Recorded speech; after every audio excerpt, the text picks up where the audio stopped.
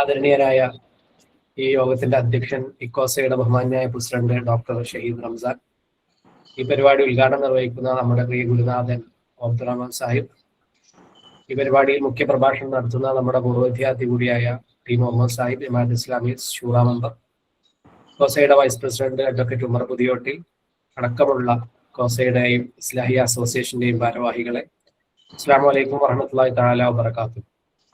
പ്രിയമുള്ളവരെ, ഏതാണ്ട് 66 പേര് ജോയിൻ ചെയ്തു. കൂടുതൽ പേര് ജോയിൻ ചെയ്യുമെന്നാണ് നമ്മൾ പ്രതീക്ഷിക്കുന്നത്. ഇക്കോസ പുതിയ കമ്മിറ്റി ഏറ്റെടുത്തതിന് ശേഷം കഴിഞ്ഞ വർഷം തുടക്കത്തിലാണ് പുതിയ കമ്മിറ്റി ഉത്തരവാദിത്തം ഏറ്റെടുത്തിട്ട് 1 വർഷം തികയാറാവുകയാണ്. അതിനിടയിൽ കുറേയേറെ കാര്യങ്ങൾ നമ്മൾ നടപ്പാക്കുകയുണ്ടായി. അതിൽ ഏറ്റവും പ്രധാനപ്പെട്ടതാണ് നമ്മളെല്ലാവരും വളരെ ആവേശത്തോടു കൂടി പങ്കെടുത്ത UK അബൂ സഹീല അനുസ്മരണ അക്കാഡമിക് സമ്മേളനം. തീർച്ചയായിട്ടും ഒട്ടേറെ പൂർവ്വ വിദ്യാർത്ഥികളും പൂർവ്വ അധ്യാപകരും UK കുടുംബാംഗങ്ങളും നാട്ടുകാരും എല്ലാവരും പങ്കെടുത്ത വളരെ സമ്മോഹനമായ ഒരു പരിപാടിയായിരുന്നു അത്. ഇക്കോസ അതിന് സമാന്തരമായിട്ട് തന്നെ ഇക്കോസ കോളേജിന്റെ കാര്യങ്ങളിലും ശ്രദ്ധിക്കുകയും കോളേജിന്റെ അക്കാഡമിക് രംഗത്ത് നമ്മുടേതായ കോൺട്രിബ്യൂഷൻസ് നിർവഹിക്കുകയും ഒരു റിസോഴ്സ് സ്കൂൾ ഉണ്ടാക്കി കോളേജിന് സമർപ്പിക്കുകയും അതിൽപ്പെട്ട ഒട്ടേറെ പ്രഗത്ഭരായ ആളുകളെ ഇതിനകം കോളേജ് ഉപയോഗപ്പെടുത്തുകയും ചെയ്തിട്ടുണ്ട്. അങ്ങനെ തുടർച്ചയായി കുറെ പരിപാടികളുമായിട്ട് നമ്മൾ മുന്നോട്ട് പോകുന്നുണ്ട്. അതിലൊരു പ്രധാനപ്പെട്ട ഒരു പരിപാടിക്ക് തുടക്കം കുറിക്കാനാണ് ഇന്ന് നമ്മൾ ഇവിടെ സംഗമിച്ചിരിക്കുന്നത്. അത് നമ്മുടെ ഇക്കോസയുടെ എല്ലാ അംഗങ്ങളെയും ഉൾപ്പെടുത്തിക്കൊണ്ട് ഒരു മാസാന്ത വെബിനാർ, എല്ലാ മാസവും ഒരു ഓൺലൈൻ മീറ്റ് സംഘടിപ്പിക്കുക എന്നുള്ളതാണ്. ഓരോ ബാച്ചുകൾക്കാണ് അത് സംഘടിപ്പിക്കാനുള്ള ചുമതല. ഇതിന്റെ ഉദ്ഘാടന പരിപാടി എന്ന നിലയ്ക്ക് ഇക്കോസയുടെ സെൻട്രൽ കമ്മിറ്റി ഈ പരിപാടി സംഘടിപ്പിക്കും. തുടർന്നുള്ള ഓരോ മാസങ്ങളിലും ഓരോരോ ബാച്ചുകൾ മുന്നോട്ട് വന്നിട്ട് ഈ പരിപാടി ഏറ്റെടുക്കുകയും അവർക്ക് ഇഷ്ടമുള്ള ഒരു വിഷയത്തിൽ ഒരു എക്സ്പേർട്ടിനെ ക്ഷണിച്ചുകൊണ്ട് ഒരു വെബിനാർ സംഘടിപ്പിക്കുകയും ഇക്കോസയുടെ മുഴുവൻ അംഗങ്ങളും അതിൽ ഭാഗവാക്കാവുകയും ചെയ്യുക എന്നതാണ് നമ്മൾ ഉദ്ദേശിക്കുന്ന ഒരു പ്ലാൻ. അതിന്റെ ഒരു തുടക്കമാണ് നമ്മൾ ഇന്ന് ഇവിടെ ഉദ്ദേശിക്കുന്നത്. കൂടുതൽ വിശദാംശങ്ങളിലേക്ക് കടക്കുന്നില്ല. എന്നിൽ അർപ്പിതമായ കർത്തവ്യം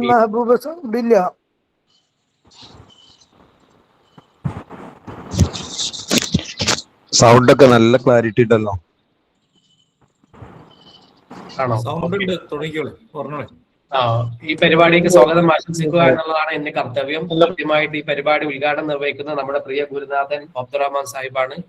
അദ്ദേഹത്തെ ഈ പരിപാടിയിലേക്ക് ഹാർദമായി സ്വാഗതം ചെയ്യുന്നു. ഈ പരിപാടി അധ്യക്ഷത വഹിക്കുന്നത് ഇക്കോസയുടെ ബഹുമാന്യ പ്രസിഡന്റ് പ്രൊഫസർ ഷഹീദ് റംസാൻ സാഹിബാണ്. അദ്ദേഹത്തെയും ഈ പരിപാടിയിലേക്ക് സ്വാഗതം ചെയ്യുന്നു. നമ്മുടെ പരിപാടിയിൽ മുഖ്യ പ്രഭാഷണം നടത്തുന്ന ടി മുഹമ്മദ് സാഹിബാണ്, ടി മുഹമ്മദ് വേളം. അദ്ദേഹത്തെയും ഈ പരിപാടിയിലേക്ക് സ്വാഗതം ചെയ്യുന്നു. ഈ പരിപാടിയിൽ സംബന്ധിക്കുന്ന എല്ലാവരെയും കൃത്യമായി സ്വാഗതം ചെയ്തുകൊണ്ട് ഞാൻ അവസാനിപ്പിക്കുന്നു. 2 വാക്ക് പ്രസിഡന്റ് പറഞ്ഞതിന് ശേഷം നമുക്ക് യാത്ര ക്ഷണിക്കാം. പ്രസിഡന്റിന്റെ വിശദമായ സംസാരം ഇതിന് ശേഷമാക്കാം. അസ്സലാമു അലൈക്കും.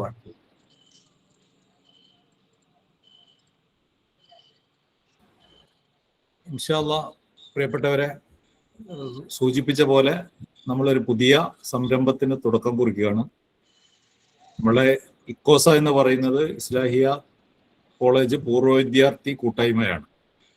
അപ്പോൾ നമുക്ക് സ്വയം പഠിക്കാനും വളരാനും നമുക്ക് തന്നെ ഒന്ന് റിഫ്രഷ് ചെയ്യാനും ഒക്കെ ഉള്ള ഒരു സംവിധാനമായിക്കൊണ്ടാണ് ഈ ഒരു വെബിനാർ നമ്മൾ രൂപം കൊടുത്തിട്ടുള്ളത്. നേരത്തെ തന്നെ നമ്മളുടെ സുഹൃത്തുക്കളൊക്കെ അങ്ങനെ ആവശ്യപ്പെട്ടുകൊണ്ടിരുന്നു. അപ്പൊ ഇൻഷാ അല്ലാഹ് നമുക്ക് തുടങ്ങി നോക്കാം. സൂചിപ്പിച്ച പോലെ ഓരോ ബാച്ചുകളും ഇതിന്റെ ഒരു റെസ്പോൺസിബിലിറ്റി ഏറ്റെടുക്കുമ്പോൾ ആ ബാച്ചിലുള്ള ആളുകൾക്കൊന്ന് ചർച്ച ചെയ്ത് പരിപാടി എന്താവണം, എങ്ങനെ ആവണം എന്നൊക്കെ ആലോചിച്ചുകൊണ്ട് നമുക്ക് മുന്നോട്ട് പോവാം. ഇൻഷാ അല്ലാഹ് നമുക്ക് തുടങ്ങാം. അള്ളാഹു അനുഗ്രഹിക്കുമാറാവട്ടെ. ബഹുമാന്യനായ നമ്മുടെ ഒക്കെ പ്രിയങ്കരനായ ഗുരുനാഥൻ ജനാബ് ഒ അബ്ദുറഹ്മാൻ സാഹിബിനെ കൂടെ ഈ വെബിനാർ സീരീസ് ഉദ്ഘാടന കർമ്മം നിർവഹിക്കാൻ വേണ്ടി ആവശ്യപ്പെടും.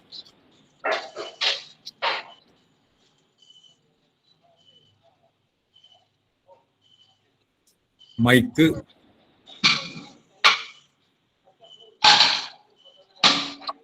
എയറിന്റെ മൈക്ക് ഓഫാ.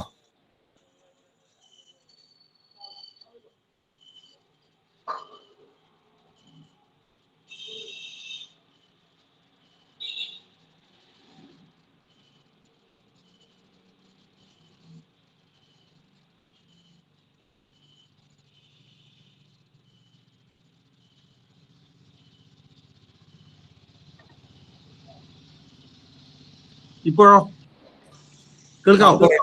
റെഡി. കാണുന്നുണ്ട്. ശരി, ഓക്കെ.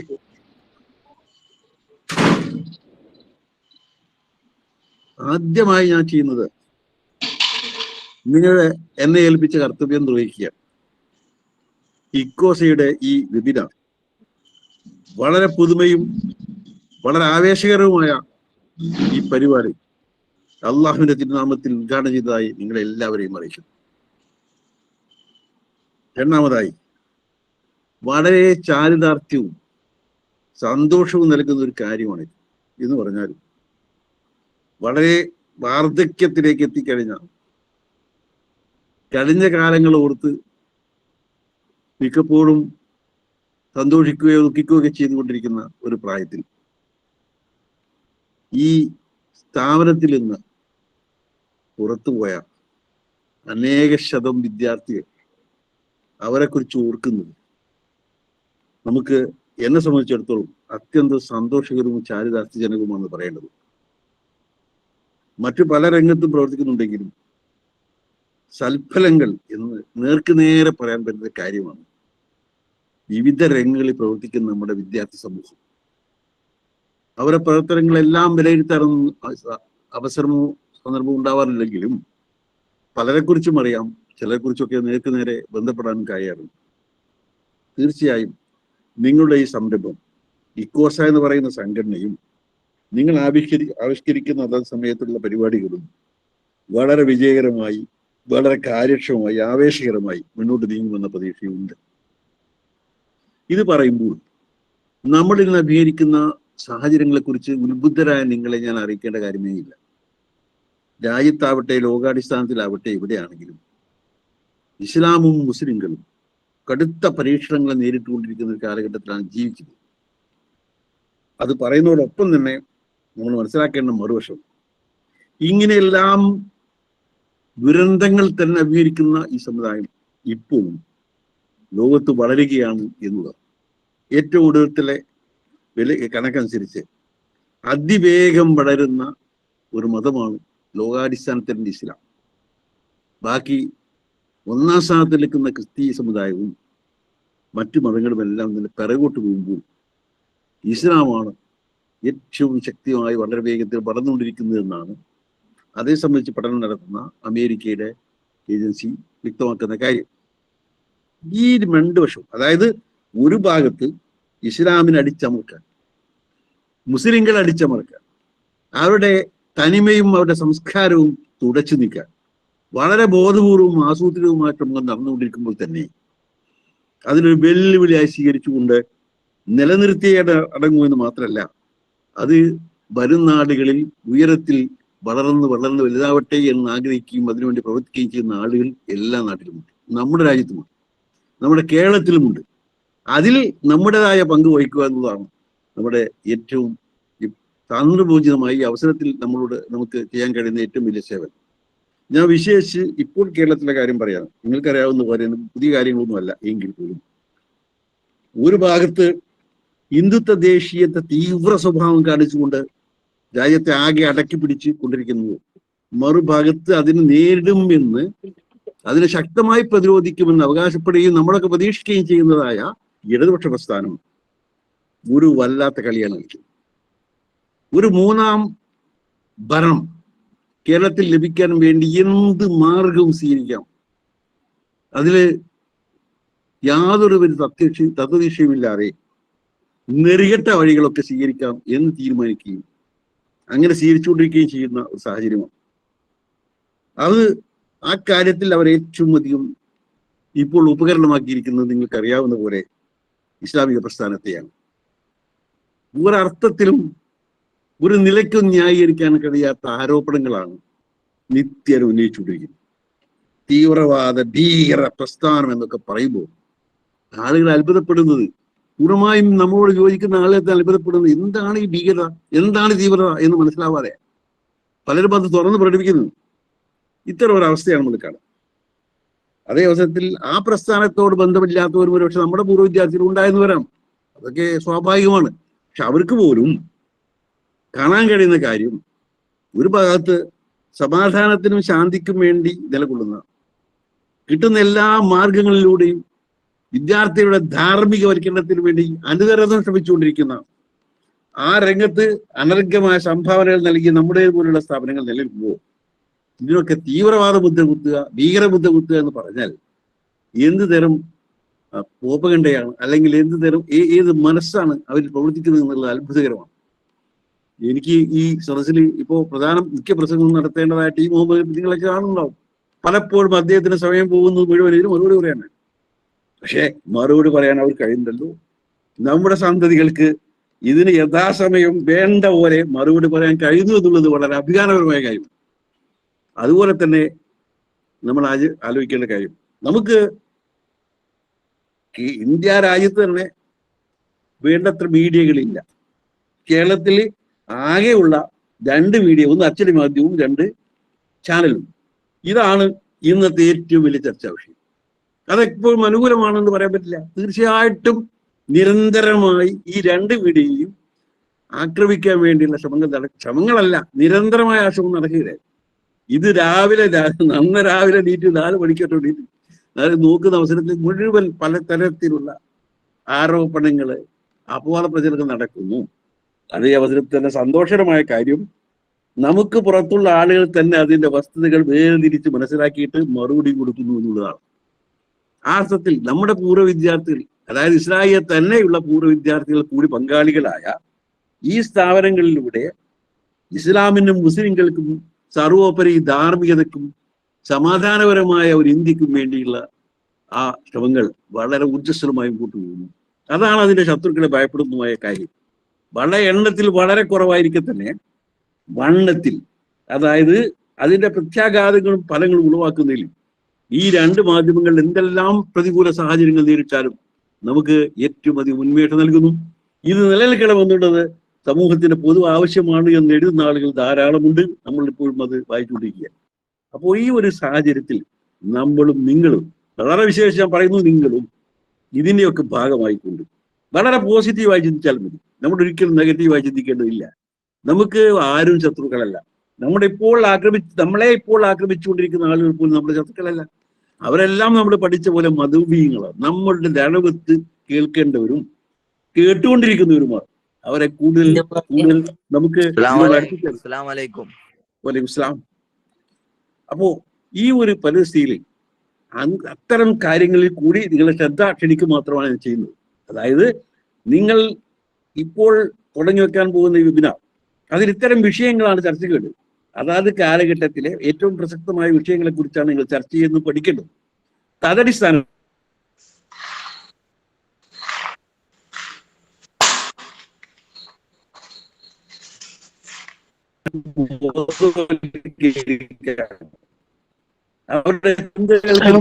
മറ്റുള്ളവരോട് പ്രാർത്ഥിച്ചുകൊണ്ട് ഈ പരിപാടി ഒരിക്കൽ എന്താണ്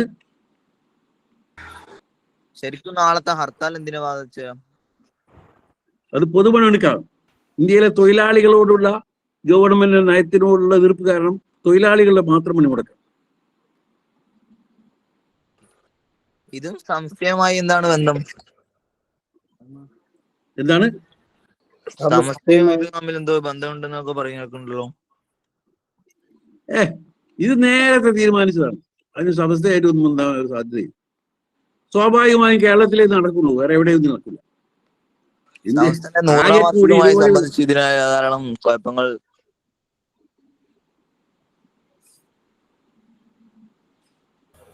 സംശയ നിവാരണം നമുക്ക് പിന്നീടാകാം. ഇപ്പോ ഇത് മറ്റുള്ളവരുടെ മൈക്ക് ഓഫ് ആക്കാൻ പറയും. മദ്രം സാഹിബ് പറഞ്ഞത് ക്ലിയർ ആവില്ല. അസ്സലാമു അലൈക്കും, ക്ഷമിക്കണം. പൂർത്തിയായിക്കോളെ. അതാ ഞാൻ പൂർത്തിയാക്കി കഴിഞ്ഞു. ഇനി നമുക്ക് ടി മുഹമ്മദിന്റെ പരിപാടിയിലേക്കാണ് പോകേണ്ടത്. അല്ലാഹു അനുഗ്രഹിക്കട്ടെ. അപ്പം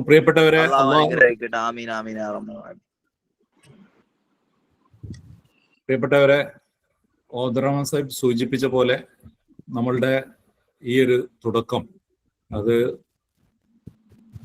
വ്യത്യസ്തമായ വിഷയങ്ങൾ, കാലികമായ വിഷയങ്ങൾ പഠിക്കാനും ചർച്ച ചെയ്യാനും ഒക്കെയുള്ള നമുക്കുള്ള ഒരു അവസരമാണ്.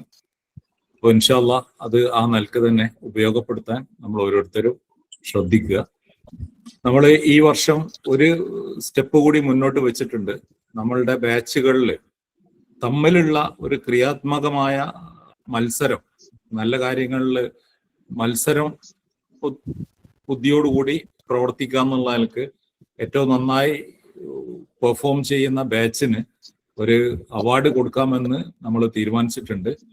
അപ്പൊ എല്ലാ കാര്യങ്ങളിലും നമ്മൾ ബാച്ചിന്റെ കൂട്ടായ്മ, പരസ്പരമുള്ള ബന്ധം, അതുപോലെ നമ്മുടെ ഇക്കോസയുടെ പൊതുവായ കാര്യങ്ങളിലുള്ള ഇൻവോൾവ്മെന്റ്, ഇത്തരം കാര്യങ്ങളൊക്കെ കൂടി പരിഗണിച്ചുകൊണ്ടാണ് തീരുമാനിക്കുക.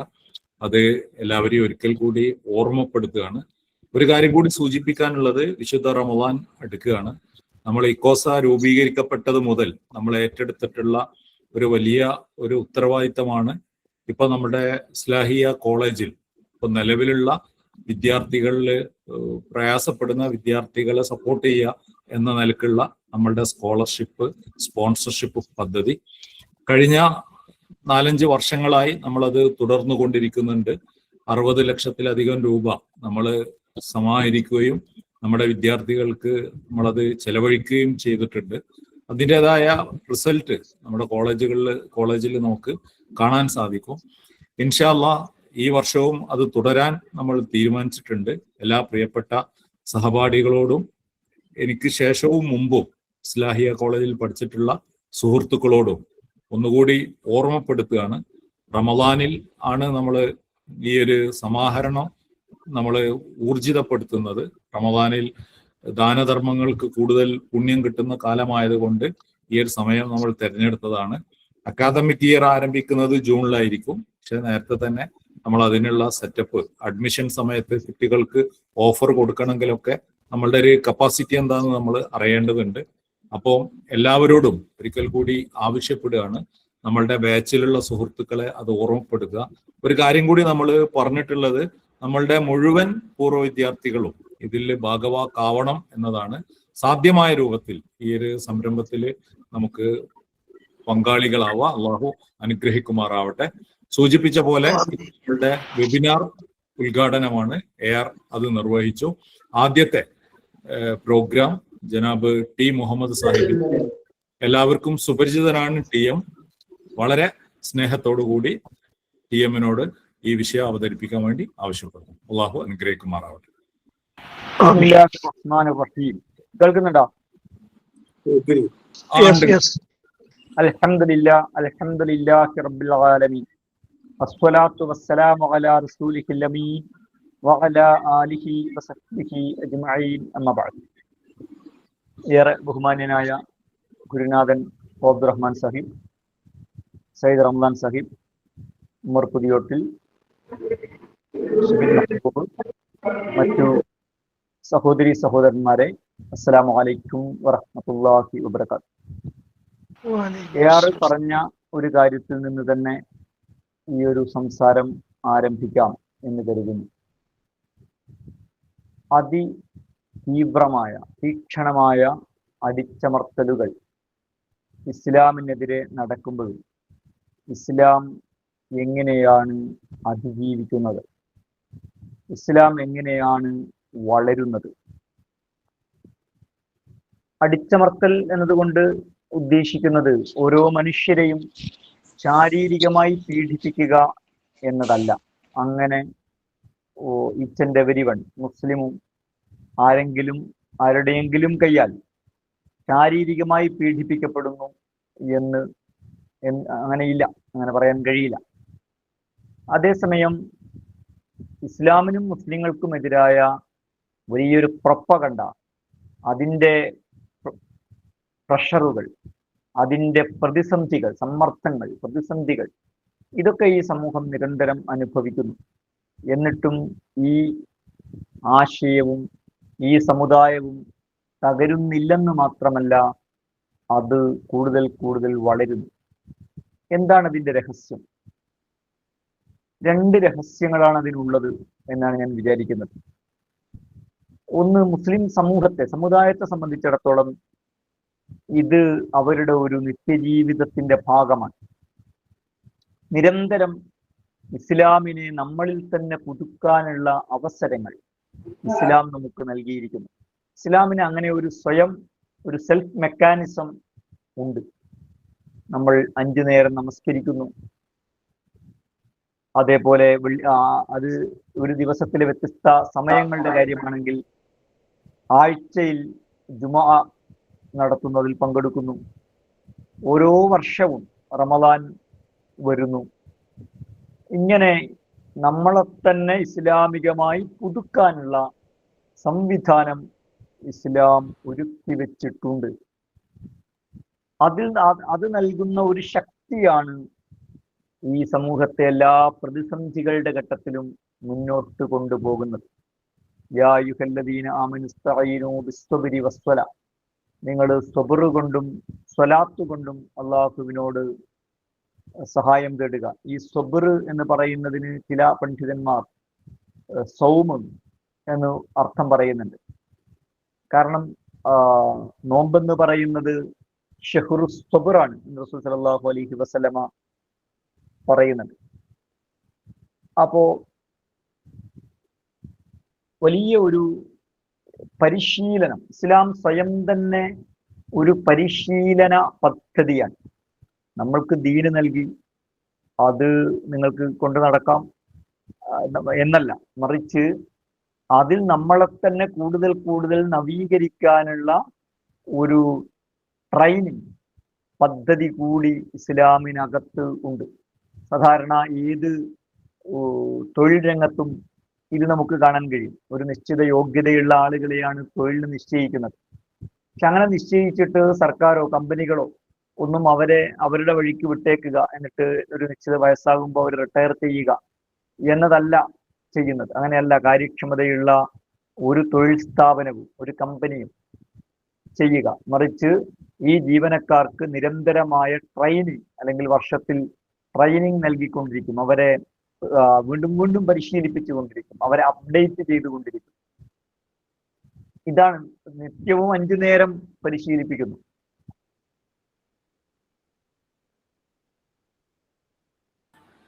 മ്യൂട്ടായി പോയല്ലോ. സോറി. എപ്പോഴാ മിട്ടായത്? ഒപ്പം ആയതേ ഉള്ളൂ. പരിശീലിപ്പിക്കുന്നതിനെ കുറിച്ച്. അപ്പോ ഓരോ വർഷവും വിശ്വാസികളെ അവരുടെ വിശ്വാസത്തെ പുതുക്കിക്കൊണ്ട് പരിശീലിപ്പിക്കുക എന്നതാണ് നോമ്പ് ചെയ്യുന്നത്. അറബിയില് ഫർസുൻ സ്വായിമുൻ എന്നൊരു പ്രയോഗമുണ്ട്. ഫർസുൻ സ്വായിമുൻ എന്ന് പറഞ്ഞാൽ നോമ്പെടുത്ത കുതിര എന്നല്ല അതിന്റെ അർത്ഥം, മറിച്ച് പരിശീലിപ്പിക്കപ്പെട്ട കുതിര എന്നാണ്. അപ്പൊ സൗമ് എന്നതിൻ്റെ ഭാഷാർത്ഥത്തിൽ തന്നെ പരിശീലനം എന്ന് പറയുന്ന ഒരു കാര്യം ഉണ്ട്. അപ്പൊ ഇതാണ് വിശ്വാസികളെ എല്ലാ പ്രതിസന്ധികൾക്കിടയിലും അതിജീവിക്കാൻ പ്രാപ്തമാക്കുന്ന കാര്യം. ഇനി വിശ്വാസികളല്ലാത്ത ആളുകൾ എങ്ങനെയാണ് ഇസ്ലാമിലേക്ക് കടന്നു വരുന്നത്? ഇത്രയും ഇസ്ലാം മുസ്ലിങ്ങളും പ്രതികൂലമായ അവസ്ഥയിലൂടെ കടന്നു പോകുമ്പോഴും പുറത്തു നിന്ന് എന്തുകൊണ്ടാണ് ആളുകൾ ഇതിലേക്ക് വരുന്നത്? പ്രബോധന രംഗത്തുകൂടി എളിയ പ്രവർത്തനങ്ങൾ നടത്തുന്ന ഒരാളെന്ന നിലക്ക് അതിനെക്കുറിച്ച് ആലോചിച്ചിട്ട് എനിക്ക്, അല്ലെങ്കിൽ അത്തരം പല അനുഭവങ്ങളിലൂടെയും കടന്നു പോകും അതിന് സാക്ഷിയാകുമ്പോൾ എനിക്ക് തോന്നാറുള്ളൊരു കാര്യം, പ്രചരണങ്ങളൊക്കെ ലോകത്ത് നടക്കുന്നുണ്ട്, പക്ഷേ ഇതിന് ഒരു ചിട്ടയും വ്യവസ്ഥയും ഉണ്ട് എന്നതാണ് ആളുകളെ ആകർഷിക്കുന്നത്. നമ്മൾ പലപ്പോഴും ഭാരമായി പറയാറുള്ളത് ഇതിന് ഭയങ്കര ചിട്ടയാണ്, വ്യവസ്ഥയാണ് എന്നതാണ്. പക്ഷെ ഈ ചിട്ടയിലും വ്യവസ്ഥയിലും ആകൃഷ്ടരായിട്ടാണ് ആളുകൾ ഇസ്ലാമിലേക്ക് വരുന്നത്. അല്ലെങ്കിൽ ഇസ്ലാമിൽ വന്ന ശേഷം അവർ ഏറ്റവും ആസ്വദിക്കുന്ന കാര്യം ഇതിന്റെ ചിട്ടയും വ്യവസ്ഥയുമാണ്. ലോകത്ത് ഏറ്റവും ഉദാരമായ നിലപാട് സ്വീകരിച്ചൊരു മതമാണ് ക്രിസ്തു മതം. അതിന് നിർണിതമായ ശരീഅത്തില്ല. മൂസാ അലൈഹി ഇസ്ലാമയുടെ ശരീഅത്ത് തന്നെയായിരുന്നു ഈസാ അലൈഹി ഇസ്ലാമയും പിന്തുടർന്നത്. സെന്റ് പോൾ 2 കാര്യങ്ങളാണ് ചെയ്തത് എന്ന് നമുക്കറിയാം. ഒന്ന് ട്രിനിറ്റി, ത്രിയേകത്വം കൊണ്ടുവന്നു. മറ്റൊന്ന് മൂസാ അലൈഹി ഇസ്ലാമയുടെ ശരീഅത്ത് അവർക്ക് ബാധകമല്ല എന്ന് തീരുമാനിച്ചു. അതോടുകൂടി അത് സ്വതന്ത്രമായി. ഓരോ നാട്ടിലും അതിൻ്റെ ആചാരങ്ങളും വ്യവസ്ഥകളും ഓരോ ആശയങ്ങൾക്ക് മേൽക്കോയ്മയുള്ള കാലങ്ങളിൽ അതതിൻ്റെ ആശയങ്ങൾ പിന്തുടർന്നു. ഭരണകൂടങ്ങളുടെ നിലപാടുകൾ സ്വീകരിച്ചുമൊക്കെ ക്രിസ്തുമതം അതിന്റെ പ്രയാണം തുടർന്നു. ഇത് വളരെ സൗകര്യമുള്ള ഒരു കാര്യമായി ഒരുപക്ഷെ അവർക്കും തോന്നിയിരിക്കാം, കാണുന്നവർക്കും തോന്നിയിട്ടുണ്ടാകും. പക്ഷെ ഇന്ന് ലോകത്ത് സംഭവിക്കുന്നത് ക്രിസ്ത്യാനികൾ തന്നെ ക്രിസ്തുമതം ഉപേക്ഷിക്കുന്നു. അതിന്റെ കാരണം എന്താണ്? ഒരു ചിട്ടയും വ്യവസ്ഥയില്ലെങ്കിൽ പിന്നെ എന്തിനേയും മതം? 5 നേരം നിസ്കരിക്കലും റമദാനിൽ നോമ്പെടുക്കലും മറ്റ് ചിട്ടകളും വ്യവസ്ഥകളും പാലിക്കലും ഒക്കെ ഭയങ്കര ബുദ്ധിമുട്ടാണ് എന്ന് നമുക്ക് ഒരുപക്ഷെ തോന്നിയാലും ഈ ചിട്ടയും വ്യവസ്ഥയൊന്നും ഇല്ലെങ്കിൽ പിന്നെ മതം എന്തിനാണ്? പിന്നെ മതം ഇല്ലാതിരുന്നാലും വലിയ കുഴപ്പമൊന്നുമില്ലല്ലോ, രണ്ടും ഒരുപോലെയല്ലേ എന്ന് അവർ തന്നെ ചിന്തിക്കുന്നു. മദ്യപിക്കുകയും ചെയ്യാം, മദ്യപിക്കാതിരിക്കുകയും ചെയ്യാം, അതാണ് മതം എങ്കിൽ പിന്നെ മതം ആവശ്യമില്ലല്ലോ, മതമില്ലാതെയും ജീവിക്കാമല്ലോ, രണ്ടും ഒന്ന് തന്നെയല്ലേ എന്നൊരവസ്ഥയിലേക്ക് ആളുകൾ എത്തുകയാണ്. അപ്പോഴാണ് മറ്റൊരു ഭാഗത്ത് ചിട്ടയും വ്യവസ്ഥയുമുള്ള ഒരു മതം എടുത്ത് ഒരു ക്രിസ്ത്യൻ ഇസ്ലാം സ്വീകരിച്ച ഒരു ക്രിസ്ത്യൻ എഴുതിയ ഒരു കുറിപ്പിൽ പറയുന്നുണ്ട്. യഥാർത്ഥത്തിൽ അത് ധാരാളം ആളുകൾ നേരത്തെയും പറഞ്ഞിട്ടുള്ളൊരു കാര്യമാണ്. ക്രിസ്തുമതത്തിൽ നിന്ന് ഇസ്ലാമിലേക്ക് വന്ന പലരും പറഞ്ഞിട്ടുള്ളൊരു കാര്യമാണ്. ബൈബിളിൽ പറയുന്ന മൂല്യങ്ങൾ, അതിൻ്റെ വ്യവസ്ഥകൾ പുലർന്നു കാണുന്നത് ക്രൈസ്തവരിലല്ല, മുസ്ലിങ്ങളിലാണ്. ഉദാഹരണത്തിന് സ്ത്രീകളുടെ ഹിജാബ്, ഇത് ബൈബിളിലുള്ള കാര്യമാണ്.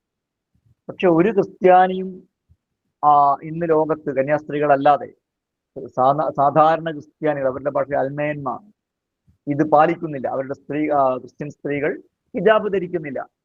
പക്ഷേ ബൈബിളിൽ പറയുന്ന ഹിജാബ് മുസ്ലിം സ്ത്രീകളാണ് ധരിച്ചു കാണുന്നത്. അതിനോട് ഏറ്റവും അസഹിഷ്ണുത പ്രകടിപ്പിക്കുന്നത് അവരാണ് എന്നത് വേറൊരു വൈരുദ്ധ്യമാണ്. പക്ഷേ ഒരാൾ ബൈബിൾ വായിച്ചു നോക്കിയാൽ ബൈബിളിലുള്ള കാര്യമനുസരിച്ച് ജീവിക്കുന്നത് ആരാണ്? ക്രിസ്ത്യാനികളെക്കാൾ മുസ്ലിങ്ങളാണ്. അവർ പ്രാർത്ഥനാ സന്ദർഭങ്ങളിൽ ശിരോവസ്ത്രം ധരിക്കാറുണ്ട്, കന്യാസ്ത്രീകൾ ധരിക്കാറുണ്ട്. പക്ഷെ മുസ്ലിം സ്ത്രീകൾ എല്ലാ സമയത്തും ധരിക്കുന്നു. അപ്പൊ അതാണല്ലോ കൂടുതൽ ഉത്കൃഷ്ടമായൊരു കാര്യം. ഫാദർ പോൾ തേലക്കാട് പല സന്ദർഭങ്ങളിലും പറഞ്ഞൊരു കാര്യമാണ്.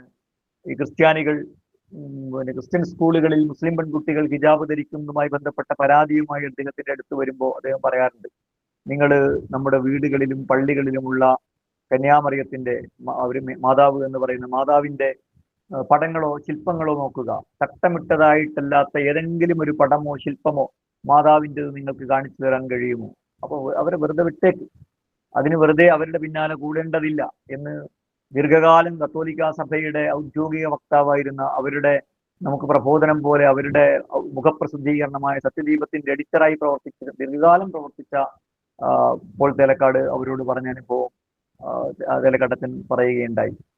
അപ്പൊ ജീവിതത്തിന് ചിട്ടയും വ്യവസ്ഥയും നൽകുന്നു എന്നതാണ് ഇസ്ലാമിന്റെ ആകർഷകമായ ഘടകം എന്ന് പറയുന്നത്. ഇസ്ലാം എന്തുകൊണ്ട് വിശ്വാസികൾക്കിടയിൽ അതിജീവിക്കുന്നു, പുറത്ത് വ്യാപിക്കുന്നു? ഇതിന് ചിട്ടയും വ്യവസ്ഥയും ഉണ്ട് എന്നതാണ് അതിന്റെ കാരണം. റമദാൻ അതിൽ വളരെ പ്രധാനപ്പെട്ട ഒരു കാര്യമാണ്. നമ്മളിങ്ങനെ അയഞ്ഞ് ഒക്കെ ഇങ്ങനെ പോയി ഇങ്ങനെ കഴിയുമ്പോൾ വീണ്ടും ഒന്ന് റമദാൻ വന്ന് നമ്മളെയൊക്കെ ഒന്ന് കുത്തി ഘടിപ്പിച്ച് വീണ്ടും ശക്തരാക്കി മാറ്റുന്നു എന്നതാണ് റമദാനിന്റെ ഏറ്റവും വലിയ സവിശേഷത. റമദാനിന്റെ ആത്മാവ് എന്താണ്? അത് നമുക്കറിയാവുന്ന പോലെ ത്യജിക്കലാണ്. റമദാൻ നമ്മളെ എന്താണ് പരിശീലിപ്പിക്കുന്നത്? ത്യജിക്കാനാണ് പരിശീലിപ്പിക്കുന്നത്. ഭക്ഷണം ഒഴിവാക്കാൻ, വെള്ളം ഒഴിവാക്കാൻ, പകൽ നേരങ്ങളിൽ ഇത് രണ്ടും ലൈംഗികതയും ഒഴിവാക്കാനാണ് റമദാൻ നമ്മളെ പഠിപ്പിക്കുന്നത്. ഇതൊരു ചെറിയ കാര്യമല്ല, ഇതൊരു മഹത്തായ കാര്യമാണ്. ഇമാം ഗസാലി റഹ്മത്തുള്ളാഹി അലൈഹി പറയുന്നുണ്ട്, മൃഗങ്ങൾക്കും മലക്കുകൾക്കും ത്യജിക്കാൻ കഴിയുകയില്ല. മൃഗങ്ങൾക്ക് ത്യജിക്കാൻ കഴിയാത്തത് അതിൻ്റെ അപൂർണത കൊണ്ടാണ്. മലക്കുകൾക്ക് ത്യജിക്കാൻ കഴിയാത്തത് അതിൻ്റെ പൂർണ്ണത കൊണ്ടാണ്. ത്യജിക്കാൻ ശേഷിയുള്ള ഈ പ്രപഞ്ചത്തിലെ ഏക ജീവി മനുഷ്യനാണ്. മനുഷ്യന്റെ ഒരു കപ്പാസിറ്റിയാണത്, ഒരു സാധ്യതയാണത്. ഈ സാധ്യതയെ മനോഹരമായി ആവിഷ്കരിക്കുകയാണ് നോമ്പ് ചെയ്യുന്നത്. ഏത് ജീവിയുടെയും അടിസ്ഥാനപരമായ 2 അല്ലെങ്കിൽ 3 ആവശ്യങ്ങളെയാണ്, അതുമേലാണ് നോമ്പ് കൈവെക്കുന്നത്. ഒന്ന് ഭക്ഷണമാണ്. ഭക്ഷണമില്ലാതെ ഒരു ജീവിക്കും സ്വന്തം ജീവൻ നിലനിർത്താൻ കഴിയില്ല. വെള്ളമാണ് മറ്റൊന്ന്, അത് ഭക്ഷണത്തെക്കാൾ പ്രധാനമാണ്. മൂന്നാമത്തത് ലൈംഗികതയാണ്. ഒരു വ്യക്തിക്ക് അത് അസാധ്യമാണ്. ഇനി ഏതോ ഒരു വ്യക്തിക്ക് സാധ്യമാണ് എന്ന് വന്നാലും ഒരു സ്പീഷീസിനും ലൈംഗികതയില്ലാതെ അതിജീവിക്കാൻ കഴിയില്ല. കാരണം അതിന്റെ റീപ്രൊഡക്ഷൻ ഇല്ലെങ്കിൽ പിന്നെ ആ ജീവിവർഗമില്ല. അത് അവസാനിച്ചു പോകും. അപ്പൊ ഇത്രയും പ്രധാനപ്പെട്ട ഒന്ന് വ്യക്തിപരമായി പ്രധാനപ്പെട്ടത്, മറ്റതൊരു സ്പീഷീസ് എന്ന നിലക്ക് പ്രധാനപ്പെട്ട ഈ രണ്ട് കാര്യങ്ങളെ ഒരു നിശ്ചിത സമയത്ത് തടഞ്ഞു വെക്കുക, അത് ത്യജിക്കാൻ പഠിപ്പിക്കുക എന്നതാണ് നോമ്പ് ചെയ്യുന്നത്. ഇതെന്തിനാണ്? കാരണം ഏറ്റവും അടിസ്ഥാനപരമായ കാര്യം ത്യജിക്കാൻ നമ്മൾ പഠിച്ചാൽ പിന്നെ എന്തും ത്യജിക്കുവാൻ കഴിയും. ഇത് പരിശീലനമാണ്. ഒരു പരിശീലനവും പരിശീലന കാലത്തുള്ള പോലെ എല്ലാ സമയത്തും പെരുമാറണമെന്ന് ആവശ്യപ്പെടുന്നില്ല. മറിച്ച് ആവശ്യം വന്നാൽ അങ്ങനെ പെരുമാറാൻ ഉള്ള കപ്പാസിറ്റി ഉണ്ടാക്കിയെടുക്കുക എന്നതാണ്. അപ്പൊ എല്ലാ സമയത്തും പകലിൽ വെള്ളവും ഭക്ഷണവും ലൈംഗികതയും ഉപേക്ഷിക്കാനല്ല, ഉപേക്ഷിക്കേണ്ട ഒരു ആവശ്യം വന്നാൽ ഉപേക്ഷിക്കാനുള്ള കപ്പാസിറ്റി നമുക്കുണ്ടാകണം. പുതിയ ന്യൂറോ സയൻസ് പറയുന്നത് നമ്മളിലുള്ള ഏത് ശേഷിയും ബ്രെയിനിൽ നടക്കുന്ന ഒരു വയറിംഗ് ആണ്, ഒരു പുതിയ വയറിംഗ്. നമ്മൾ ഒരു പേര് പഠിക്കുന്നത് ഒരു പുതിയ വയറിംഗ് ഉണ്ടാക്കിയാൽ മാത്രമേ ആ പേര് നമുക്ക് ഓർത്തു വെക്കാൻ കഴിയുള്ളൂ. ഒരു സ്കില്ല് നമ്മൾ നേടുന്നത്, ഡ്രൈവിംഗ് ആവട്ടെ, എന്ത് സ്കില്ലും നമ്മൾ നേടുന്നത് നമ്മുടെ ബ്രെയിനിൽ നിരന്തരമായി ചെയ്തിട്ട് അതിന് അനുസൃതമായ ഒരു വയറിങ് ബ്രെയിനിൽ നടക്കുമ്പോഴാണ് നമ്മൾക്ക് ആ കപ്പാസിറ്റി ഉണ്ടാകുന്നത്. റമളാൻ ചെയ്യുന്നത് എന്താണ്? ത്യജിക്കാനുള്ള കപ്പാസിറ്റിയുടെ ഒരു വയറിങ് നമ്മളുടെ ബ്രെയിനിൽ ഉണ്ടാക്കുന്നു. 11 മാസം കഴിയുമ്പോൾ അത് വീണ്ടും ആ വയറിങ് പുതുക്കുന്നു. അപ്പൊ എന്താണ് ഈ വയറിങ് ബ്രെയിനിൽ ഉണ്ടെങ്കിലുള്ള കുഴപ്പം, സാധ്യത? നിങ്ങൾക്കൊരു സാധനം ത്യജിക്കണം, ഓക്കെ, ആ കപ്പാസിറ്റി നമ്മുടെ ബ്രെയിനിനുണ്ട്, അത് ആർജിച്ചിട്ടുണ്ട്, അത് ആ സമയത്ത് നമ്മൾ പ്രവർത്തനക്ഷമമാക്കിയാൽ മതി, അതവിടെ ഉള്ളതാണ്. അപ്പൊ ഈ ത്യജിക്കുന്നതിലൂടെയാണ് ഏതൊരു മനുഷ്യനും മഹത്വമുള്ള മനുഷ്യനായിട്ട് മാറുന്നത്. ലോകത്ത് ഒരു മൃഗവും, ഞാൻ പറഞ്ഞു, ഒന്നും, ഇമാം ഗസാലിയെ ഉദ്ധരിച്ചുകൊണ്ട് ഞാൻ പറഞ്ഞു, ഒന്നും ത്യജിക്കുന്നില്ല. ത്യജിക്കാനുള്ള കഴിവ് ആ ജീവിക്ക് ഒരു ജീവിക്കും അള്ളാഹു നൽകിയിട്ടില്ല. ഒരു കാര്യം കൂടി പറയേണ്ടതാണ്, ഈ ത്യജിക്കുക എന്ന് പറയുന്നതിന് ഒരു ശാസ്ത്രീയതയുമില്ല. ഇന്നത്തെ കാലത്ത് ഈ ശാസ്ത്രമാത്രവാദികൾ, യുക്തിവാദികൾ എന്ന് സ്വയം അവകാശപ്പെടുന്ന, അല്ലെങ്കിൽ നാസ്തികരെന്ന് ഇപ്പോൾ വിശേഷിപ്പിക്കുന്ന ഈ ശാസ്ത്രമാത്രവാദികൾ എല്ലാം ശാസ്ത്രീയമായിരിക്കണം എന്ന് പറയുന്നവരാണ്. ത്യജിക്കുക എന്ന് പറയുന്നതിന് ഒരു ശാസ്ത്രീയതയുമില്ല, വളരെ അശാസ്ത്രീയമായ ഒരു ഏർപ്പാടാണിത്. എനിക്ക് വിശക്കുമ്പോൾ ഞാൻ ഭക്ഷണം കഴിക്കാതെ എൻ്റെ ഭക്ഷണം എന്നെപ്പോലെയോ എന്നെക്കാളോ വിശക്കുന്ന മറ്റൊരാൾക്ക് നൽകുന്നു. ഇതിനെന്ത് ശാസ്ത്രീയതയുള്ളത്? വിശപ്പ് എന്ന് പറയുന്നത് എൻ്റെ ശരീരത്തിലെ കോശങ്ങൾക്ക് എനർജി, ഭക്ഷണം ആവശ്യമാണ് എന്ന അവസ്ഥയാണ്. അപ്പൊ ഞാൻ ചെയ്യേണ്ടത് ഭക്ഷണം കഴിക്കുക എന്നതാണ്. അത് ചെയ്യാതെ എൻ്റെ ജീവനെ താൽക്കാലികമായെങ്കിലും അല്പം അപകടപ്പെടുത്തി അല്ലെങ്കിൽ അതിന് നൽകേണ്ടത് നൽകാതെ മറ്റൊരാൾക്ക് ഭക്ഷണം നൽകുന്നതിന് ഒരു ശാസ്ത്രീയതയുമില്ല. അതുകൊണ്ടാണ് മൃഗങ്ങൾ ഇത് ചെയ്യാത്തത്. ലോകത്തൊരു മൃഗവും അതിൻ്റെ ജനിതകത്തിൽ തന്നെയുള്ള ഒരു കാര്യമായ കുഞ്ഞുങ്ങളെ വളർത്തുക എന്ന ഘട്ടത്തിലല്ലാതെ മറ്റൊരിക്കലും മറ്റൊരു ജീവിക്കും തൻ്റെ ഭക്ഷണം പകുത്തു നൽകാത്തതിന്റെ കാരണം വളരെ ശാസ്ത്രീയമായിട്ടാണ് ഇവർ ജീവിക്കുന്നത്, എല്ലാ ജീവികളും ജീവിക്കുന്നത് എന്നതുകൊണ്ടാണ്. ലോകത്ത് ഏറ്റവും ശാസ്ത്രീയമായി ജീവിക്കുന്നത് ഒരു യുക്തിവാദിയുമല്ല, ഈ നവനാസ്തികരോ പഴയകാല യുക്തിവാദികളോ ആരുമല്ല, മറിച്ച് മൃഗങ്ങളാണ്. മൃഗങ്ങളെക്കാൾ സയന്റിഫിക്കായി ജീവിക്കാൻ ഒരു യുക്തിവാദി പ്രസ്ഥാനത്തിനും പ്രവർത്തകർക്കും കഴിയുകയില്ല. ഈ നോമ്പ് ഭയങ്കര അശാസ്ത്രീയമാണ് എന്ന് പറഞ്ഞു വരുന്ന ആളുകളുണ്ട്. നോമ്പ് മാത്രമല്ല, എല്ലാ ത്യാഗങ്ങളും അശാസ്ത്രീയമാണ്, അല്ലേ? പക്ഷെ ഈ ത്യജിക്കാനുള്ള കഴിവാണ് മനുഷ്യനെ മൃഗങ്ങളിൽ നിന്ന് വ്യത്യസ്തമാക്കുന്നത്, മനുഷ്യനെ കൂടുതൽ ഉന്നതനായ മനുഷ്യനാക്കി മാറ്റുന്നത്. ഒരു സിംഹത്തിന്റെ മുമ്പിൽ ഒരു മാൻ പ്രത്യക്ഷപ്പെട്ടാൽ, അതിന് വിശക്കുന്ന സമയത്താണെങ്കിൽ ആ സിംഹം ആ മാനിനെ കൊന്നു തിന്നും. അങ്ങനെ കൊന്നു തിന്നുമ്പോൾ നാളെ അതിൻ്റെ മക്കൾ യതീമായി പോകുമല്ലോ എന്നൊരു സിംഹവും ചിന്തിക്കുകയില്ല. അങ്ങനെ ചിന്തിക്കാത്തത് കൊണ്ട് ആ സിംഹത്തെ ഒരു സിംഹത്വമില്ലാത്ത സിംഹമാണെന്ന് ലോകത്ത് ഇന്ന് വരെ ആരും പറഞ്ഞിട്ടില്ല. നല്ല സിംഹത്വം ഉള്ള സിംഹമാണ്. പക്ഷേ മനുഷ്യൻ ഇങ്ങനെ ചെയ്താൽ അയാൾ ഒരു മനുഷ്യത്വമില്ലാത്ത മനുഷ്യനാണ്, അല്ലെങ്കിൽ മറ്റൊരാൾക്ക് മറ്റൊരാളെ കുറിച്ച് ഒരു പരിഗണനയും ഇല്ലാതെ പ്രവർത്തിച്ചാൽ അയാൾ മനുഷ്യത്വമില്ലാത്ത മനുഷ്യനാണ് എന്ന് നമ്മൾ പറയും. കാരണം ത്യജിക്കാനുള്ള കഴിവിലൂടെയാണ് നമ്മൾ ഉയർന്ന മനുഷ്യരായിട്ട് മാറുന്നത്. ഈ കപ്പാസിറ്റിയാണ് യഥാർത്ഥത്തിൽ നോമ്പ് ഉണ്ടാക്കിയെടുക്കുന്നത്. ഇതൊരു മുത്തഖി അല്ലെങ്കിൽ ഒരു വിശ്വാസത്തിന്റെ പ്രശ്നം മാത്രമല്ല, ഉയർന്ന മനുഷ്യനായി തീരാനുള്ള ഒരു ശ്രമമാണ്. അല്ലെങ്കിൽ അങ്ങനെ മനുഷ്യനെ കൂടുതൽ ഉയർന്ന മനുഷ്യനാക്കി മാറ്റുന്ന പാഠശാലയാണ് നോമ്പ് എന്ന് പറയുന്നത്. ഇസ്ലാമിക ചരിത്രത്തില് ത്യാഗത്തിന്റെ ഒരുപാട് കഥകളുണ്ട്. യർമൂക്ക് യുദ്ധത്തിന്റെ കഥയുണ്ട്. അതുപോലെ റസൂൽ സല്ലല്ലാഹു അലൈഹി വസല്ലമയുടെ സന്നിധിയിൽ ഒരു രാത്രിയിൽ ഒരു നിസ്സനായ വഴിയാത്രക്കാരൻ വരുന്നുണ്ട്. റസൂൽ സ്വന്തം വീട്ടിലേക്ക് ആളെ പറഞ്ഞേക്കുന്നുണ്ട്. അവിടെ ആരെങ്കിലും എന്തെങ്കിലും ഭക്ഷണമുണ്ടോ എന്ന് ചോദിച്ചിട്ട് അവിടെ ഒരു ഭക്ഷണവും ഇല്ല. അപ്പൊ റസൂൽ സാഹസിനോട് ചോദിക്കുന്നുണ്ട്, ഈ യാത്രക്കാരെ ആരെങ്കിലും ഏറ്റെടുക്കുമോ, വീട്ടിൽ കൊണ്ടുപോയിട്ട് ആതിഥ്യം നൽകുമോ, അത്താഴം നൽകുമോ എന്ന് ചോദിക്കുന്നുണ്ട്. അപ്പോ അബൂ തൽഹാ റളിയല്ലാഹു അൻഹു ഒരുപാടൊന്നും ആലോചിക്കാതെ ആ മനുഷ്യനെ ഏറ്റെടുക്കുകയാണ്. ആ മനുഷ്യനെയും കൂട്ടിയിട്ട്, നമുക്കറിയുന്ന ചരിത്രമാണ്, ആ മനുഷ്യനെയും കൂട്ടിയിട്ട് വീട്ടിൽ ചെന്നിട്ട് ഭാര്യ ഉമ്മു സുലൈമിനോട് ഇവിടെ എന്താണ് ഭക്ഷണം ഉള്ളതെന്ന് ചോദിക്കുന്നു. അപ്പോ ഉമ്മു സുലൈം പറയുന്നത് റളിയല്ലാഹു അൻഹ, പിന്നെ കുഞ്ഞുങ്ങൾക്ക് കഴിക്കാനുള്ളത് മാത്രമേ ഉള്ളൂ എന്നാണ്. അപ്പോ അബൂ തൽഹാ റളിയല്ലാഹു അൻഹു പറയുന്നത്, നീ കുഞ്ഞുങ്ങളെ തഞ്ചത്തിൽ ഉറക്കുക, എന്നിട്ട് നമുക്ക് അതിഥിക്ക് ഭക്ഷണം നൽകാമെന്നാണ്. അങ്ങനെ കുഞ്ഞുങ്ങളെ ഉറക്കിയിട്ട് ഭക്ഷണം വിളമ്പുകയാണ്. ഒരാൾക്ക് കഴിക്കാനുള്ള ഭക്ഷണമേ ഉള്ളൂ. എന്നിട്ട് തഞ്ചത്തിൽ വിളക്കണച്ച് കളയുകയും അവർ ഭക്ഷണം കഴിക്കുന്നതായി നടിക്കുകയും അതേപോലെ ആ അതിഥിയെ ഊട്ടുകയും ചെയ്തു. പിറ്റേന്ന് സുബഹിക്ക് പള്ളിയിൽ കണ്ടപ്പോൾ അബൂ തൽഹാ റളിയല്ലാഹു അൻഹുവിനോട് റസൂൽ പറയുന്നുണ്ട്, ഇന്നലെ നിങ്ങൾ രണ്ടുപേർ ചെയ്തത് കണ്ടിട്ട് അല്ലാഹു പുഞ്ചിരിച്ചു എന്നും. ആ ഉമ്മു സുലൈമിനെ കുറിച്ചാണ് ഞാൻ സ്വർഗത്തിൽ വെച്ച് ഒരു മണിക്കിലുക്കം കേട്ടു, അത് ഉമ്മു സുലൈമിൻ്റെതാണ് എന്ന് റസൂൽ പറയുന്നതൊക്കെ നമുക്കറിയാം. വയൂസിറൂന അലാ അൻഫുസിഹിം വലൗ കാന ബിഹിം ഖസാസ, അവരാവശ്യക്കാരായിരിക്കെ തന്നെ മറ്റുള്ളവർക്ക് മുൻഗണന നൽകുന്നവരാണ് എന്ന സൂറത്ത് ഹശ്റിൽ ആയത്ത് അവതരിച്ചത് ഈ സംഭവത്തെ അധികരിച്ചാണ് എന്ന് തഫ്സീറുകളിൽ കാണാൻ പറ്റും. അപ്പൊ ഈ കപ്പാസിറ്റി എങ്ങനെയാണ് മനുഷ്യർക്ക് ഉണ്ടാവുന്നത്? ലോകത്തിലെ ഏറ്റവും അധികം ചാരിറ്റി ചെയ്യുന്ന സമൂഹമാണ് മുസ്ലിങ്ങൾ. തർക്കമില്ലാത്ത ഒരു കാര്യമാണത്. ഇപ്പോ കണ്ണൂരിൽ കണക്ട് എക്സിബിഷൻ നടന്നപ്പോ ഒരു ഡെമോൺസ്ട്രേറ്റർ എന്നോട് പറഞ്ഞിരുന്നു, അവിടെ വന്നൊരു മുസ്ലിം സഹോദരി പറഞ്ഞു, ഇതൊക്കെ കണ്ടിട്ട് എനിക്ക് അറിയാം, എനിക്ക് മുസ്ലിം സമൂഹത്തെ എനിക്ക് പരിചയമുണ്ട്, ഭയങ്കര ഒരു സമൂഹമാണ്, നിങ്ങൾ ഭയങ്കരമായിട്ട് ആളുകൾക്ക് കൊടുക്കുന്നവരാണ്, മറ്റുള്ളവരെ കരുതുന്നവരാണ് എന്ന്. കൊടുക്കുക എന്ന് പറയുന്നത് കൊടുക്കലിന്റെ വസന്തകാലം കൂടിയാണ് നോമ്പ്.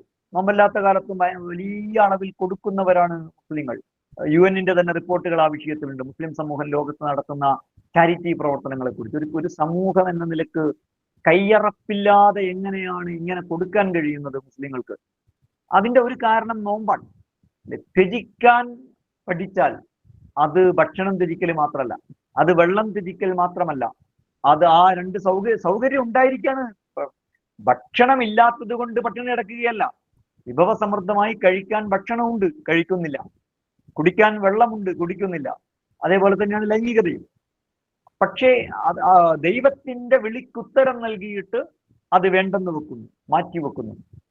ഇത് തന്നെയാണ് കൊടുക്കൽ. എനിക്ക് സമ്പത്തുണ്ട്, സമ്പത്ത് ആവശ്യമുണ്ട്, പക്ഷെ ഞാൻ കൊടുക്കുകയാണ്. ഒരു ദൈവത്തിന്റെ വിളിക്കുത്തരം നൽകി, ഒരു പൊതു താല്പര്യത്തെ മുൻനിർത്തിയിട്ട് ഞാൻ നൽകുന്നു. ലോകത്ത് ആളുകൾ നൽകാത്തത് പണം ഇല്ലാത്തത് കൊണ്ടല്ല, കൊടുക്കാനുള്ള ആ ശേഷി, ആ കപ്പാസിറ്റി, ആ സ്കില്ല്, ആ ടാലന്റ് അവരിൽ വളർത്തപ്പെട്ടില്ല എന്നതാണ്.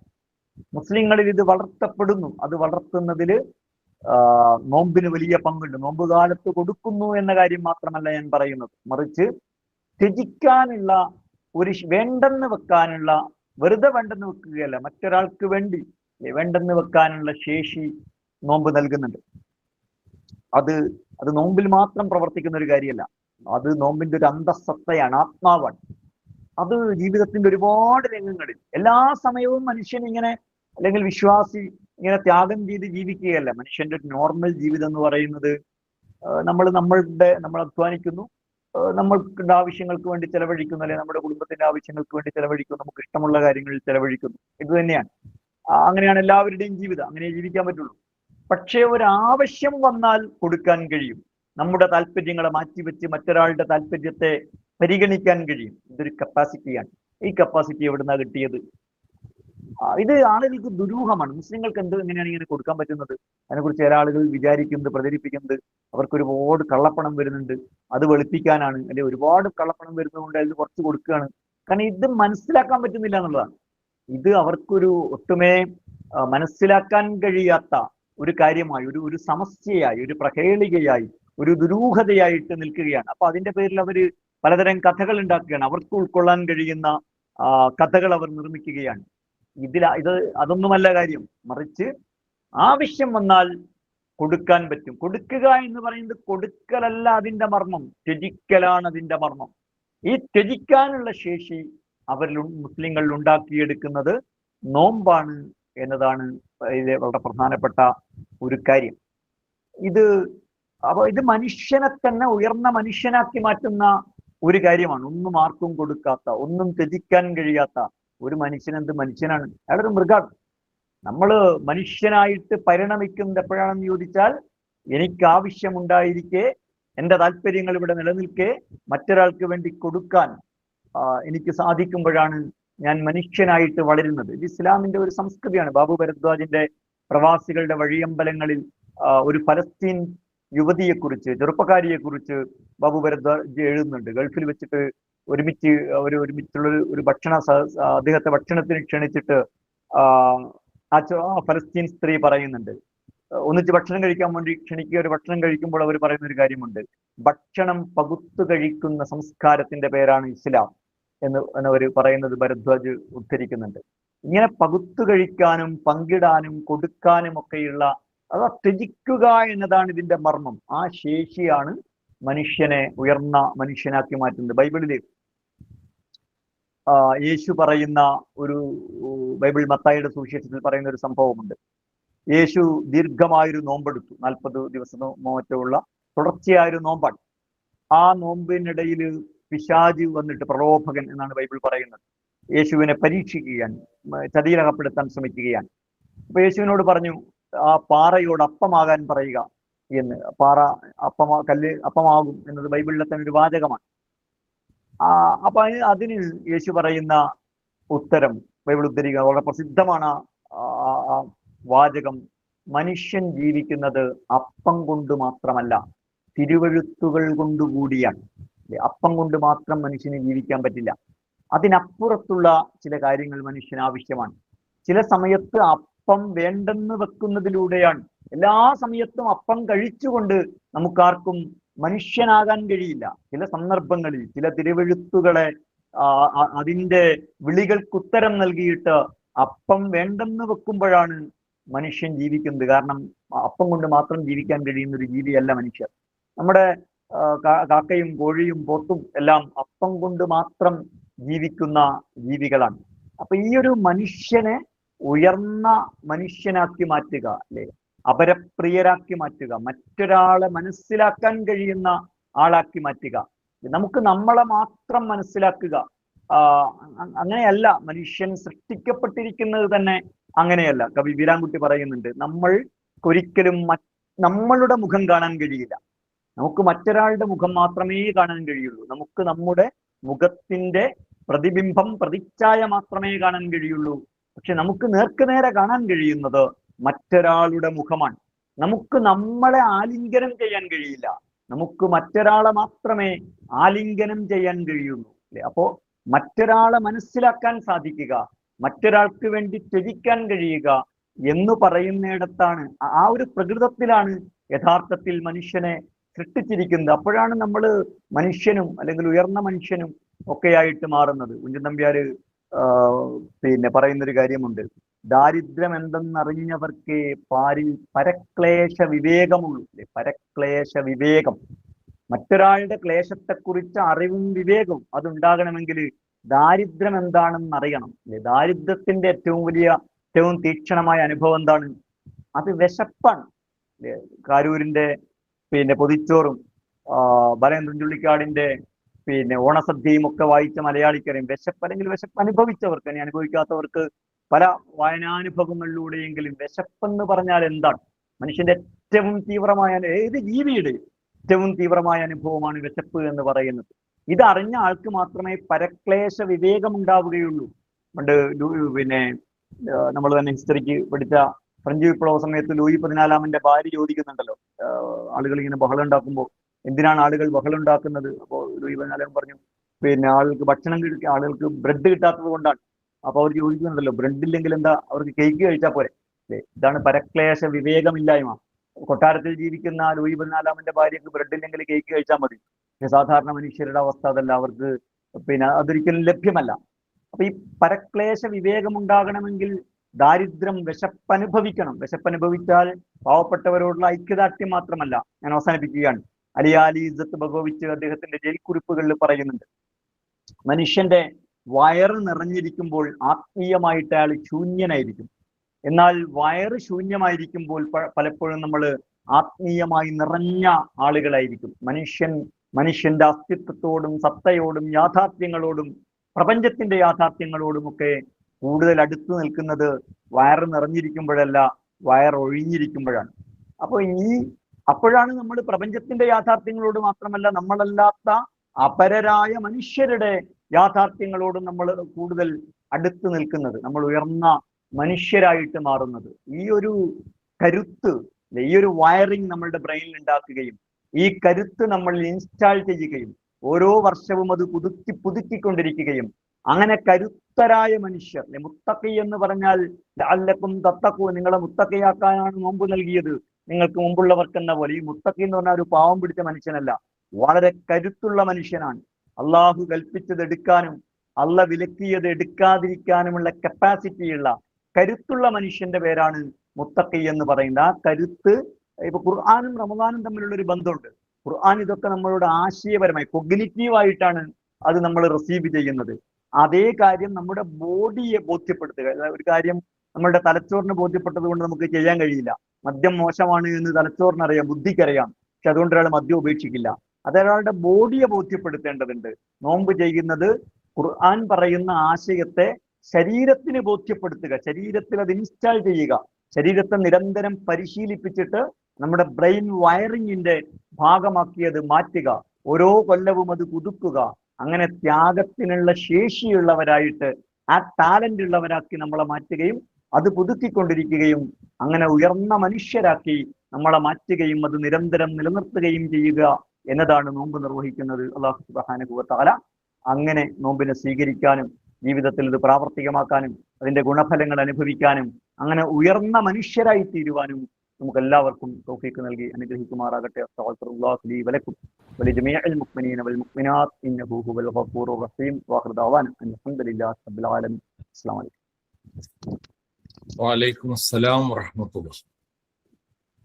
അപ്പോ ടി.എം പറഞ്ഞ പോലെ ഒരു സവിശേഷമായ നോമ്പ് ആണ് നമ്മുടെ നോമ്പ്. സാധാ നോമ്പുകാരുണ്ട്, സവിശേഷമായ നോമ്പുകാരുണ്ട്. അപ്പൊ നമ്മളെ സമകാലിക കാലഘട്ടത്തിൽ ശക്തിയും ഓജസ്സും നൽകുന്ന ഒരു നോമ്പാണ് നമ്മുടേത്. ആ നിലക്ക് മുന്നോട്ട് പോകാൻ അള്ളാഹു അനുഗ്രഹിക്കുമാറാവട്ടെ. ആരെങ്കിലും എന്തെങ്കിലും പറയാൻ, അന്വേഷിക്കാൻ ഉദ്ദേശിക്കുന്നുണ്ടോ?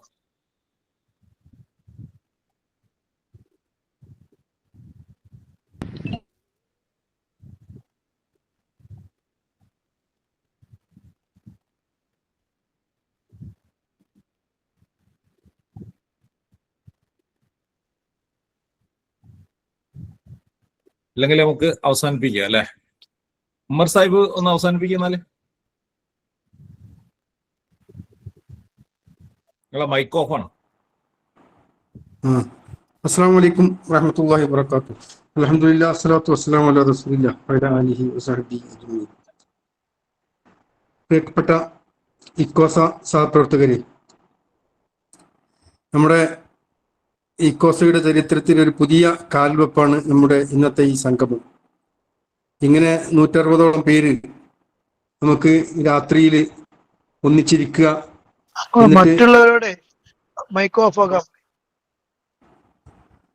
ഒന്നിച്ചിരിക്കാനും അതുപോലെ തന്നെ നമ്മുടെ ഇപ്പം റമദാൻ ആഗതമായി കൊണ്ടിരിക്കുന്ന ഈ സാഹചര്യത്തിൽ നമ്മൾ നോമ്പിൻ്റെ ഒരു മുന്നൊരുക്കം നടത്താനും ഒക്കെ നമുക്ക് കഴിഞ്ഞു എന്നത് വളരെ ചാരിതാർത്ഥ്യം നൽകുന്നതാണ്. സർവശക്തന് സ്തുതി. ഏതായാലും ഈ നമ്മുടെ മാതൃസ്ഥാപനത്തിൽ നമ്മൾ വർഷത്തിൽ ഒരിക്കലെങ്കിലും ഒന്നിച്ചു ചേർന്ന് പുതിയ കാര്യങ്ങളിലൊക്കെ ഒരു പഠനം നടത്തണമെന്ന് ഇക്കോസയുടെ എക്സിക്യൂട്ടീവ് യോഗത്തിൽ പല ചർച്ച വരാറുണ്ട്. അതിനൊരു താൽക്കാലിക പോംവഴി എന്ന നിലയിലാണ് നമ്മൾ മാസത്തിലൊരിക്കൽ ഇങ്ങനെ ആനുകാലിക സംഭവങ്ങളെക്കുറിച്ച്, കറണ്ട് അഫയേഴ്സിനെ കുറിച്ച് ചർച്ച ചെയ്യുകയും അത് എന്നിട്ട് അതിലൊക്കെ ഒരു സാമാന്യ വിവരം അതിലൊക്കെ ആർജിച്ചെടുക്കുകയും ചെയ്യുക എന്നത്. ഏതായാലും ഇന്നത്തെ നമ്മുടെ തുടക്കം അള്ളാഹുവിൻ്റെ അനുഗ്രഹത്താൽ ഗംഭീരമായിട്ടുണ്ട്. 160-ലേറെ പേര് പല ഇതിൽ പങ്കെടുത്തു. ഒരു ഘട്ടത്തിൽ 170-ലേറെ പേർ പങ്കെടുത്തു. ഏതായാലും ഈ നമ്മുടെ ഈ നമ്മുടെ മാതൃസ്ഥാപനം വഴി നമുക്കുണ്ടായിരിക്കുന്ന ഈ സാഹോദര്യം എക്കാലത്തും പടച്ച തമ്പുരാൻ നിലനിർത്തട്ടെ എന്ന് പ്രാർത്ഥിക്കുകയാണ്. അതോടൊപ്പം തന്നെ ഇന്ന് നമുക്ക് ഇത് ഉദ്ഘാടനം ചെയ്യാൻ എന്തുകൊണ്ടും അർഹനായ നമ്മുടെ ഒക്കെ ഗുരുനാഥനായ ARനെയാണ് കിട്ടിയത്.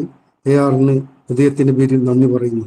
അതോടൊപ്പം നമുക്ക് വേണ്ടി ഇത് ഇന്ന് ക്ലാസ് എടുത്ത ബഹുമാനപ്പെട്ട T മുഹമ്മദ് വേളം എഴുത്തുകാരനാണ്, പ്രഭാഷകനാണ്. അതിലൊക്കെ ഉപരി ജമാഅത്തെ ഇസ്ലാമിയുടെ ഷൂറാംഗമാണ്. അദ്ദേഹത്തോടും ഇക്കോസയ്ക്കുള്ള കടപ്പാടും നന്ദിയും അറിയിക്കുന്നു. എല്ലാറ്റിനും ഉപരി നമ്മളെ വനിതകൾ ഉൾപ്പെടെ ഈ സംരംഭവുമായി വളരെ കാത്തിരുന്ന് ഇതിൽ പങ്കെടുത്ത അത്യാവസാനം പങ്കെടുത്ത എല്ലാ ഇക്കോസായുടെ സഹോദരങ്ങൾക്കും ഹൃദയത്തിന്റെ പേരിൽ നന്ദി പറയുകയാണ്. ഈ മറ്റു കാര്യങ്ങളൊന്നും നിർത്തില്ലെങ്കിൽ അധ്യക്ഷന്റെ അനുമതിയോടെ നമുക്ക് ഇരിയാമെന്ന് അറിയിക്കുന്നു. ഇൻഷാ അല്ലാഹ്. എല്ലാവരെയും അള്ളാഹു അനുഗ്രഹിക്കട്ടെ. പ്രാർത്ഥനയിൽ അങ്ങോട്ടും ഇങ്ങോട്ടും ഉൾപ്പെടുത്തുക. അസ്സലാമു അലൈക്കും. വഅലൈക്കും അസ്സലാം വറഹ്മത്തുള്ളാഹി വബറകാതുഹു.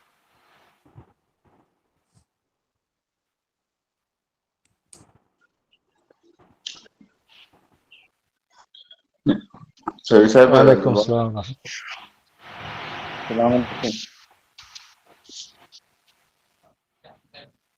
ഞാൻ